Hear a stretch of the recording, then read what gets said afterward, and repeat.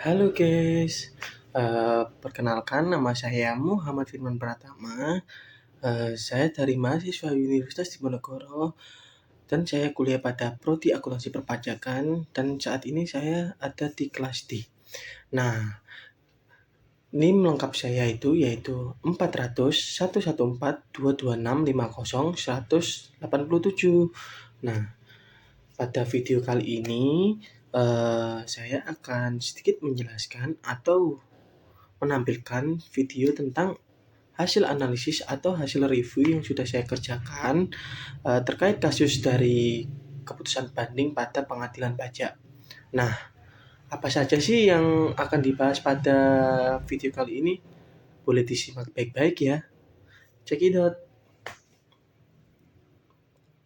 Nah, oke, kita masuk pada keputusan banding. Di sini ada pokok pembahasan yang pertama, yaitu jelas sengketa pajak apa yang dilakukan permohonan banding oleh wajib pajak. Yang kedua, apa tahapan pemeriksaan yang sudah dialami oleh wajib pajak sebelum wajib pajak mengajukan banding. Yang ketiga, mengapa atau apa alasan wajib pajak tidak setuju atas pemeriksaan yang telah dilakukan oleh KPP atau DJP sesuai penjelasan dalam putusan banding terhadap pokok-pokok sengketa pajak. Yang keempat, kemudian apa tanggapan atau alasan DJP. Yang kelima, apa hasil keputusan bandingnya.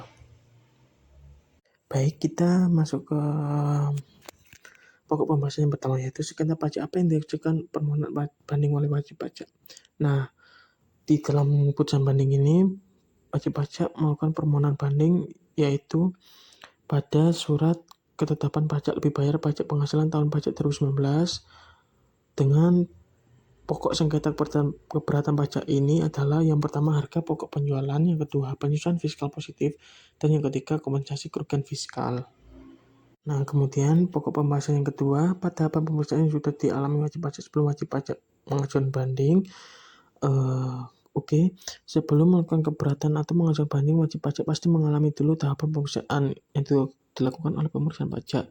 Nah, tahapan tersebut yang pertama, penyampaian surat pemberitahuan atau surat panggilan dalam rangka pemeriksaan pajak. Yang kedua, pertemuan dengan wajib pajak dalam pemeriksaan pajak. Yang ketiga, peminjaman dokumen. Kemudian yang keempat, penolakan pemeriksaan pajak.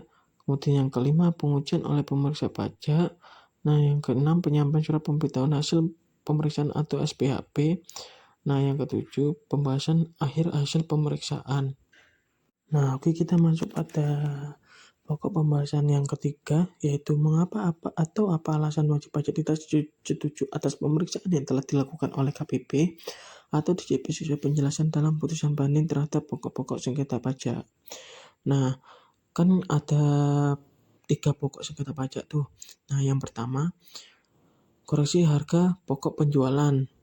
Menurut pemohon banding atau wajib pajak bahwa pemohon banding tak setuju dengan koreksi terbanding atas koreksi transfer pricing harga pokok penjualan dengan nilai sekian dengan alasan sebagai berikut. Yang pertama, RPM merupakan metode yang paling tepat sesuai dengan untuk menguji kewajaran dan kelaziman usaha pemohon banding sebagai reseller atau distributor. Alasan yang kedua, penggunaan TNMM yang dilakukan terbanding tidak tepat karena bukan merupakan metode yang paling sesuai untuk menguji kelaziman dan kewajaran transaksi pemohon banding. Dan alasan ketiga, terbanding telah dengan tidak tepat menolak perusahaan pembanding yang telah dipilih oleh pemohon banding dalam dokumen lokal pemohon banding tahun 2019. Dan alasan keempat, pemohon banding merupakan pemain baru dalam industri pelumas dan masih berada dalam tahap penetrasi pasar pelumas di Indonesia, dan kerugian pada tingkat laba operasi yang dialami pemohon banding bukan dikarenakan adanya motif pemindahan laba. Nah, alasan wajib pajak pada pokok sengketa yang kedua, yaitu pada koreksi penyusunan fiskal positif. Menurut pemohon banding bahwa pemohon banding tak setuju dengan koreksi fiskal positif yang dilakukan oleh terbanding sehubungan dengan pembayaran royalti yang dilakukan oleh pemohon banding dengan pihak afiliasi.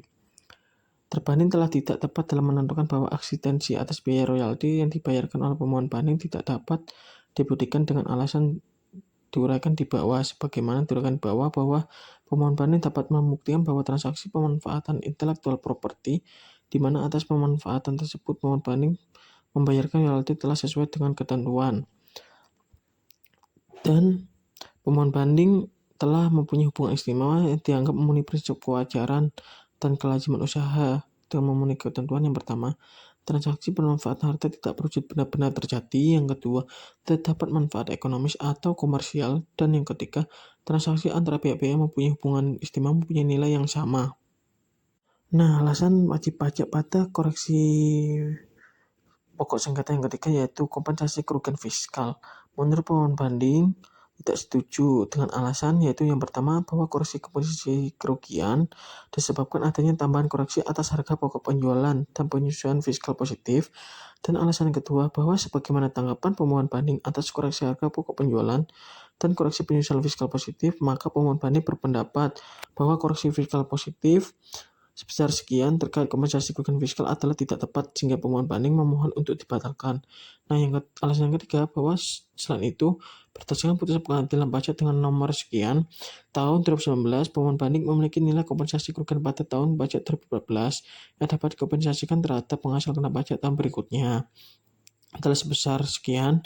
Atas nilai kompensasi kerugian ini, pemohon banding belum mengompensasikan ke tahun pajak manapun karena tahun pajak 2015 sampai tahun 2018 telah diperiksa, sehingga pemohon banding memohon pada majelis hakim untuk melakukan pemeriksaan.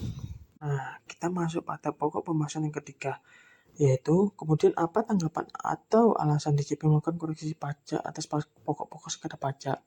Nah, di sini kan ada 3 pokok sengketa pajak juga. Yang sebelumnya ada alasan dari wajib pajak.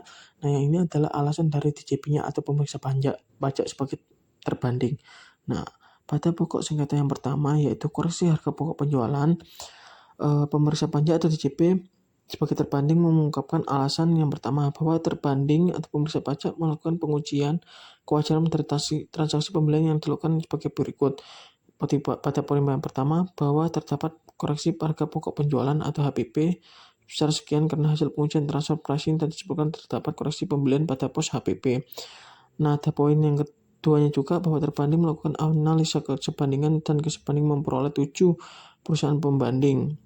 Metode analisis yang dilakukan adalah TNMM dengan penghitungan koreksi pembelian secara proporsional sebatas pembelian kepada pihak afiliasi.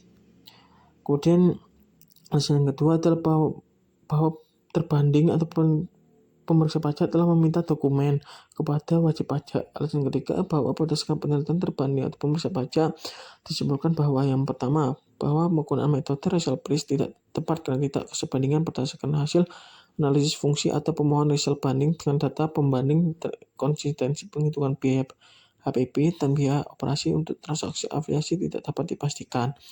Nah, yang kedua, bahwa berdasarkan hasil pengujian terbanding, terdapat 2 data pembanding yang dapat dieliminasi dari set pembanding pemohon banding dalam dokumen lokal tahun pajak 2019 karena tidak memenuhi ketentuan.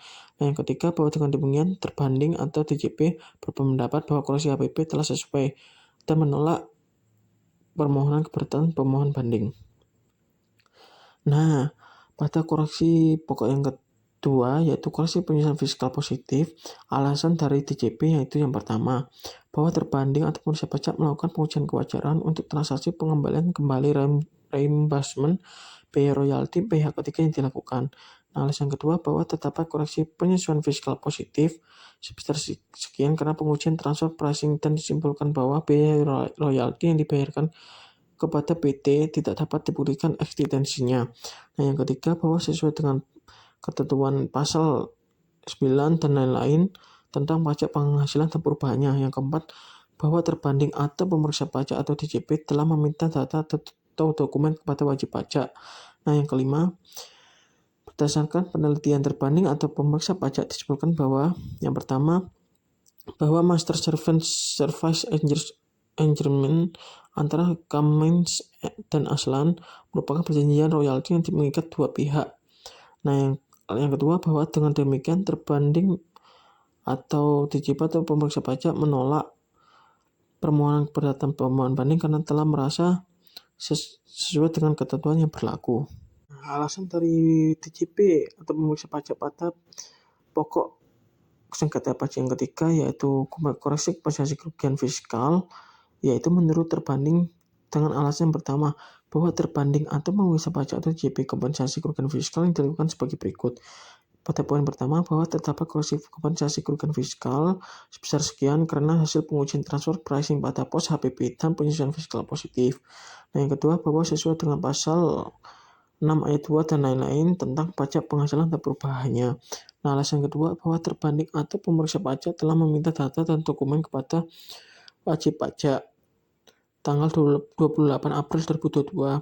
Nah, yang alasan ketiga bahwa berdasarkan penelitian terbanding atau pemeriksa pajak disebutkan bahwa berikut kompensasi dihitung berdasarkan koreksi pada pos HPP dan pos penyesuaian fiskal positif serta rugi fiskal tahun pajak 2019. Nah, yang keempat, alasannya yaitu bahwa dengan demikian terbanding berpendapat bahwa koreksi telah sesuai dengan ketentuan yang berlaku dan pemeriksa pajak atau DJP mempertahankan koreksinya dan menolak permohonan keberatan dari pemohon banding.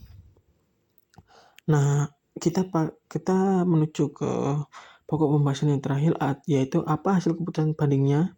Nah, apa sih hasil keputusan bandingnya dalam pengadilan pajak ini? Nah, keputusan bandingnya itu ternyata hakim telah memutuskan yaitu mengabulkan seluruhnya banding pemohon banding terhadap keputusan Direktur Jenderal Pajak nomor sekian tanggal 24 November 2022 tentang keberatan wajib pajak atas surat ketetapan wajib pajak lebih bayar pajak penghasilan tahun pajak 2019 nomor sekian tanggal 27 Agustus 2021 atas nama PT Valvoline Lubricants and Chemicals Indonesia dengan NPWP sekian beralamat di Wisma 77 lantai 16 Tower 2 Jalan Legend S. Parman Kavlen 77 Palmerah Jakarta Barat DKI Jakarta sehingga perhitungan pajak yang lebih dibayar menjadi sebesar Rp3.150.326.000. Demikian diputuskan dalam musyawarah Majelis Hakim Pengadilan Pajak pada hari Selasa tanggal 24 Oktober 2023 oleh Lukman Latif